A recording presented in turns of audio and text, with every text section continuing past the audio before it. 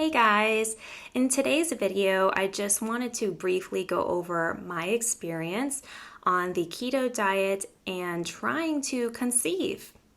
So, as a disclaimer before I get started with this video, I am not in any way saying that keto causes infertility. This is just my experience. Okay, so for those of you who don't know, I was a vegetarian for quite a number of years, for 5 years before I became a mom. And once I had my daughter and I was breastfeeding, suddenly vegetarianism just didn't seem to work for me. I found myself craving meat, and so I listened to my body and started eating meat again. Well, at the time, a lot of people around me were doing keto, and I thought, oh, that sounds healthy. And I looked into it, and I saw a lot of women who had success with it and who felt great. And I thought, okay, let me give this a shot. I'm always up for being healthier.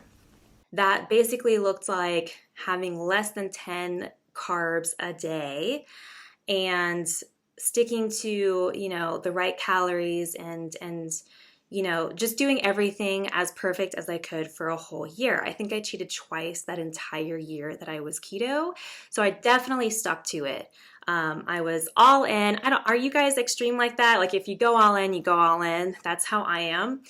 And that's what I did. And for the most part, it seemed fine. I lost a little bit of weight. My skin looked good. I felt pretty good. My energy levels were pretty good.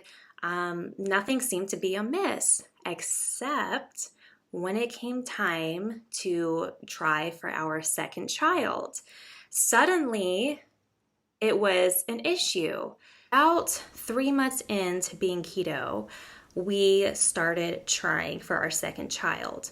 And most of you probably don't know, but my first child wasn't exactly planned for when she came. I always say she was planned, but she came on her own timeline.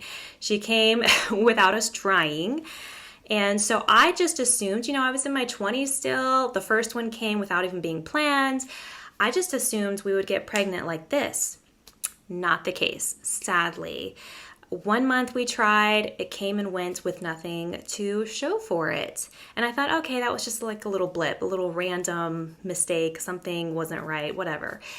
Then the next month came and went, and the next month came and went. And after 3 months had come and gone with nothing to show for it, I was really scratching my head like, okay, this is very strange. Am I experiencing secondary infertility? What is and keep in mind, I was never diagnosed with infertility. In fact, they don't even diagnose you with that until you've been actively trying for a full year. So that's pretty wild to me because after a full year of trying, I feel like you've wasted so much time. I'm like, give me all the tests now. I want to know what's going on now so that we can fix the hormone. Like it literally might just be taking some progesterone supplements, but you're going to have to wait a whole year to have a doctor take you seriously. So anyways, I wasn't even going to the doctor about this yet because I knew they were just gonna be like, well, keep trying. So anyways, we kept trying and every month came and went. So my period would come and I would feel just like even more heartbroken than the month before. But I never thought that this might be connected with the keto diet. Why? Because I was reading so many testimonials, watching so many videos that told me otherwise, that the keto diet is supposed to be amazing for infertility. In fact, many infertility doctors are recommending it to women. So I never really assumed it had any connection with it. But after 9 months came and went with nothing to show for it. I remember I got my period after 9 months of trying and I just cried. I just cried to my husband. We had tried everything at that point. I was tracking ovulation. I was doing everything that I possibly could and nothing was working. I knew I was ovulating. That was without a doubt happening. I was catching it. I knew like to the second basically when I was ovulating. But it wasn't happening. And we were both in our 20s, both relatively like totally healthy. My husband was even doing keto. So it was beyond me. So finally, after that 9 months happened, I was like, okay, I've tried everything I can think of. I've cut out caffeine. I've done everything I can think of. Let me start changing. Let me change my diet. Cycle day 1, I said, okay, I'm going to prove to myself this month that me not being able to get pregnant has nothing to do with the keto diet. So I upped my carbs, not crazy. I think I was probably in the paleo diet range. Like I think I had 30 to 50 carbs a day. It was still very low and it was just coming from vegetables. It wasn't like I was eating bread all of a sudden. So lo and behold, that month we did nothing different. We did the same thing we always had done for the whole 9 months leading up to this, and boom, pregnant.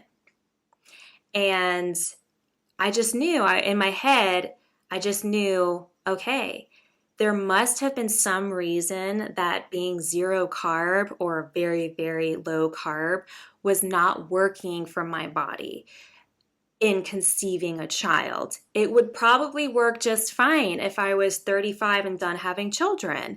But I think my theory is because I was eating no carbs at all, even though I was getting enough calories, my body was thinking, oh, like, okay, put a hold on creating a baby right now because the environment's not right. The external environment is telling me that there's not enough food out there.